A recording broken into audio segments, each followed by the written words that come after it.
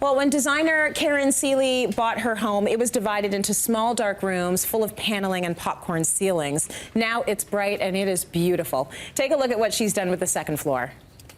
There's going to be lots of changes on the bedroom level. First off, these stairs are very narrow. I'm going to rip them out and put in nice, wide 36-inch ones. The railing will be changed at the same time. Not only is it not very nice, it's not to code. We're going to do one at 36 inches high.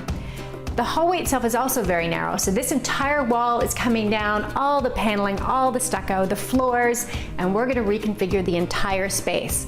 But now the question becomes, do I stick with 3 bedrooms and a family bath? Or do I go with 2 bedrooms, 2 bathrooms, walk-in closets, and perhaps a king-size bed? Well, given that I'm moving in here, I'm leaning towards option 2. I decided to go with 3 bedrooms and 1 bathroom. It's better for resale value. I also added a skylight right above the stairs. It's fantastic for all the natural light and it opens, so fresh air can circulate right through the house. And if you'll notice, there's a little LED light that's dimmable, so at night, I still get that beautiful glow from the skylight. I moved the stairs towards the front of the house, giving me a bigger landing and, of course, the ability to put in this beautiful industrial 2-code railing. The railing that goes up the stairs has an LED light in it, so it helps you find your way. But let me show you the master. I opted for cabinetry here instead of a closet. It's actually a great space saver and it looks fantastic. This unit actually used to be tall like the others, but I cut it down and put a countertop here. It gives me a little more elbow room on the way into the space. There used to be a window here, but I converted the room below, put a walkout deck, and there's a sliding glass door so I can enjoy sitting out in nice weather. Here's a tip. This room isn't huge and I had to get ductwork to this side. So what I did, I actually ran it across the floor and boxed it in. Then I did bedside tables where I took the legs off and floated them against the wall. It works perfectly.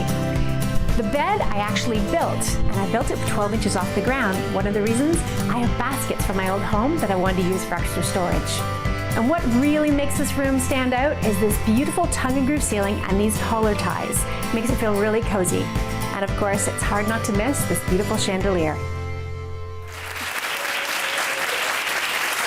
Great job, Karen. In addition to all the pretty things, you also needed to change the stairs, which is a job, and the railing to make it safe. And you've brought some examples of different styles that we can all learn from. Exactly, and I want people to know that don't be intimidated by your stairs. So if you have stairs in your home that are getting you down, I see what you did there. That was my little dad joke. Actually, my dad jokes are way better than that. But don't be intimidated because you can change them. So depending on your budget, you may not be able to move them, but you can put in some new railings, you can paint out some risers, you can put a runner in. So there's lots of things you can do. And if you're doing a big renovation, it's so funny, I have clients all the time that'll say, but there's a window there, Karen. I'm like, but that window can be anywhere we want, or we can shorten it. Or where are we gonna put a powder room, Karen? Because the stairs, I'm like, well, we can rip the stairs out and move them, and at the same time, we make them beautiful, we make them wider, which makes it so much easier to get furniture in and out. Yes. So don't be afraid to consider actually ripping them out and moving them, because you can actually fix 2 or 3 floors by doing that, right? Because if you think about it, they're actually connected with another floor. So you can make a lot of improvements by ripping the stairs out and starting again. So teach us sort of the main elements of a staircase so we know maybe what we can tackle when we need to freshen it up. Yes, and the thing about staircases, and I'm going to tell you, they're a little bit complicated because we have code issues. Obviously, there's a lot of safety involved in stairs. Yes. So we have railings, generally, and check your code, but generally it's 36 inches.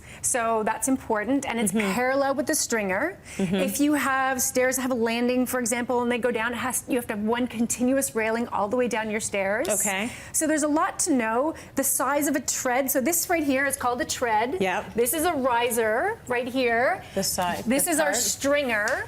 So that's good terminology to know because, for example, a tread has to be a minimum depth. And you can imagine, I'm sure we've all been in those old homes where you go down the basement and you're like, oh, geez, you're like turning your feet to go down because our feet don't fit on the stairs. So they're really steep. Yes. And it's very uncomfortable going down those stairs. You almost want to go down forwards, you know?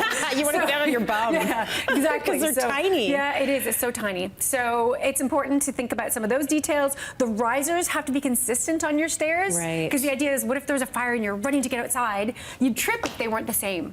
So there's some calculations that have to happen in your stairs. Okay. But after all of that, I can do that for you. You can have some fun. Then you can have some fun. Okay. And so this is obviously a very modern stair, and you can see that there's different ways of doing railings and keeping away from the glass. Yep. And that one's on the railing, and this glass is offset from the stringer. That's nice. So there's lots of options, but I'm going to walk you through. We're going to start with some traditional railings. Okay, so if you don't want to go with a very contemporary look, you can stay very traditional, or you can incorporate a traditional look in your house. Exactly. And even if you have something traditional and you're not so traditional, you can paint it out in a color that's a lot more modern. Yes. So, for example, this is traditional. We've got a more fluted newel post. The railing has some detail. Obviously, the more detail, the more traditional it tends to be. So you can see we've got a lot of detail in our fluted spindles. This one has a lot of detail in the handrail. Yep. And so there's some other options here that I'm just going to hold up. So you can do, different kinds of spindles. Oh, yeah. And you can see these are a little more traditional. And here's something to know. For a stair, you can't have a staircase that's climbable. And so a lot of clients will send me, those beautiful airplane wire or the horizontal. You cannot do that in most places, but check your code. And in fact, these cannot be side by side by side because you can put a foot here and step on that. Oh. So even knowing that these are the basket, you can't have two baskets side by side because of code. Oh, that's interesting. So it's important to know your code in your area. Yeah. And then there's different finishes. This is more of a hammered finish with a clear lacquer. So there's lots you can play with. Obviously, you can do this spindle here, which is stained, versus you can paint it out. So now I'm going to show you two pictures. Okay. So we're going to see a picture of the side of a stringer, and you can see it's got a little bit of an application there that looks a little bit detailed, very pretty. Very traditional, and right? It's very traditional. And then the next picture we're going to see, you can see it's a turned spindle. This is very Victorian, so again, very traditional. So now we're going to show transitional, and you can see this is a little bit cleaner. We've got a simpler railing, a square picket, a simple newel post. You can see this in many, many, many homes. It kind of, whether you have a traditional home or modern home, that works in a lot of places. That's more me. And you know what? I find that tends to be what people are doing these days. And then just a simpler choice. This one could be in a traditional or transitional because it's a little bit simpler. This spindle, picket. By the way, if it's square, it's a picket. If it's round, it's a spindle. All the terminology. That's really good to know. So the thing down the side of the stairs is a stringer. That's a stringer, okay? And then the tread, and then the thing at the back of the wall is the riser. The riser. Yes. Okay. And I'm going to show you a couple pictures. So we're going to show an open stringer staircase. So this, this first picture is actually just showing a very simple, all one color, that mid-tone brown. Yeah. This picture is showing the open, so we don't have the riser. Okay. So is that to code? You can do that? That is to code, and you have to check where you live because it's different everywhere, but there's a certain restriction for how high. Okay, because you don't want anyone to be able to go through that hole. In fact, in many places you can't have spindles too wide. Yeah, they can't be more than 4 inches apart because they don't want a little one to get their head in there. Yes. But again, check your code in your area. Yes. So then we have modern. So again, we're just going to be even a little bit more clean. This is a railing example. Then we have spindles that are just really, those are cool. kind of more graphic.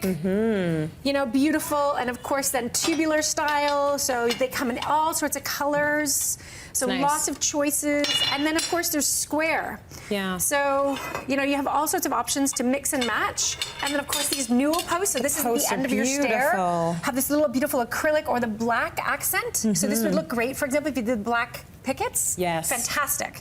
And I'm going to show you a couple of pictures. Just like the railing we saw in the beginning. So this one here, you can see this beautiful, very contemporary, clean, graphic spindle. Yep. And then in the next one, we're going to see another beautiful glass staircase, and you can see that the glass actually looks like it's intersecting the tread. Yes. Which is a complicated but absolutely beautiful technique. You really have to know your style, though, because even when we were trying to do our front porch, and I wanted to go uber contemporary, and we were like, this does not fit with our house. You have to, you sort of have to think about the mood of your house and what's going to work. The modern stuff looks gorgeous to me. And practicality. So, for example, glass may not be practical if you have a lot of kids. Yes. Or at least have that railing away from the glass, because then you're not hopefully cleaning glass all the time. So it's a lot of things to think about. Totally. But the important thing about design is repetition. So, for example, if you did a really modern railing, do some modern elements other places in the house as well. True. Okay. Good lesson there. We want to thank Royal Oak Railing and Stair for bringing in all these amazing samples today. Thanks for the lesson.